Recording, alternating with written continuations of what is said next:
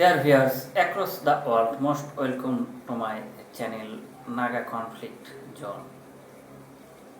Ceasefire does not mean the end of fighting. Israel and Palestine context. Egypt has brokered a ceasefire between Hamas and Israel.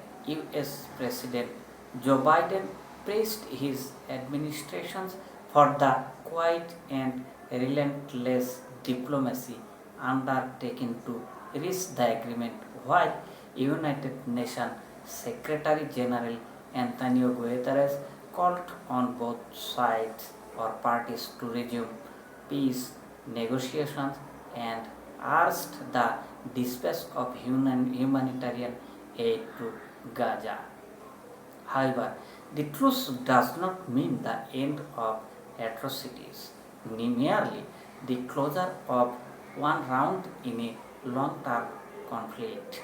There will be no sustainable ceasefire or peace unless there is a definite agreement between Palestinians and Israelis. And Israel is the only party that can bring such an agreement to life. While the Western media covered 11-day bombardment as clashes between Israel and Hamas, the reality is much deeper than this. It is about people who are fed up with being occupied, humiliated, and denied their basic rights. The situation is no longer sustainable, and Israeli policies have worked toward consolidating the status quo to the point that the two-state solution slipped out of the political discourse. Israeli today is more insecure than ever after Hamas rockets were able to penetrate the Iron Dome, and the group is now equipping its arsenal with drones. However, the key to the getting rid of Hamas is not the carpet bomb Gaza. On the contrary, this will drive Gazans to rally around Hamas. The key beating Hamas is to dry up the social incubator. And this can be done only by enforcing a definitive and just solution that can guarantee the security and dignity of the Palestinians. Israel pushed Palestinians to opt for Hamas when it emasculated the PLO, that means Palestine Liberation Organizations, and demonstrated its inability to deliver on the promise of a state for the Palestinians.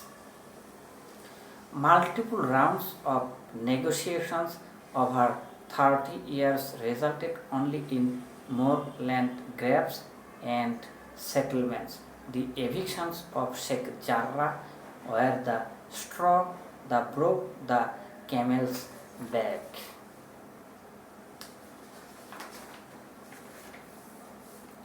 Israeli policy is aimed at appeasing Palestinians with interim arrangement, hoping that one day they will relinquish on what Israel views as a maximalist demand, which is a Palestinian state. However, this will not happen. Palestinians will not accept occupations, and they will not leave their land. Their identity as Palestinians is ignored in their national consciousness. The policy followed by Israel today will not make Israel safer.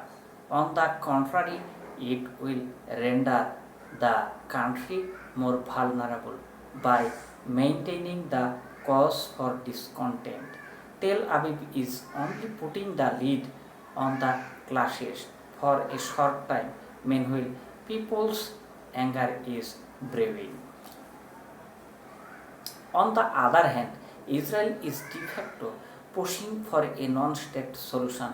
In this case, it will definitely lose what Israeli want, which is to have Israel as a Jewish state. There lies the problem, but there is no Israeli leadership that can face the reality and speak frankly to its constituency. Each politician is worried about political survival. Each politician worried that a two-state solution and the end of occupation will be political suicide. Today, Israel's politicians are cowing to settlers groups and choosing to ride a populist wave rather than take rational decisions. If the bombing stops today, will the demonstration end? Will the tension between Jewish Israelis and Palestinians living in Israel disappear? That is unlikely. The recent fighting has left its wound not only on the bodies of the people in Gaza and Israel, but also in the hearts of those who survived in clashes on both sides. The mistrust is stronger than before, and the bitterness and insecurity are sturdier than ever. While world leaders are calling for both parties to resume peace talk, negotiations are likely to yield no result, as has been the case during past 30 years. Israel needs to come up with a solutions that is definitive. No one can offer that solution except Israel. The US has tried several times and failed. Barack Obama tried to deliver a solution but immediately retracted after facing the belligerence of Israeli leader Benjamin Netanyahu.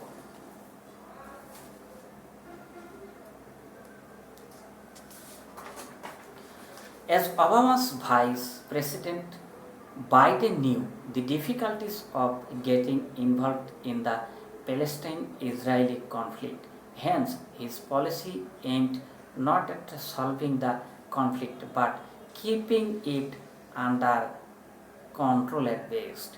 The Arabs proposed the Arab Peace Initiative 19 years ago only to get the cold shoulder from Ariel Sharon, despite the fact that their initiative received global support. The Israelis have to realize that they must agree to a just solutions based on United Nations resolutions. They are the occupying party. It is clear that decades of appreciations have not weakened the Palestinians or exhausted them. Israel needs to think long term beyond the current clashes. It needs to think how it can bring about an end to the conflict so that the children can also grow in peace. It is clear that decades of oppression and has not weakened the Palestinians or exhausted them. On the contrary, it has left them more determined. Though making such a propositions might be political suicide, the Israeli politicians who does so will garner global support, and from the international approval can start building a grassroots base at home. The last confrontations also showed that Palestine is still a cause that is dear clear to the heart of every Arab and every Muslim. And with each round of the clashes, the damage will not be restricted to Palestinian and Israel but will result in increased tension that our volatile region badly need to avoid. The clashes should be wake-up call to the Israelis and should remind their politicians to face reality before it is too late. Dr. Dania Dania Koheliad Khatib is the specialist in US Arab relation with focus on lobbying credited.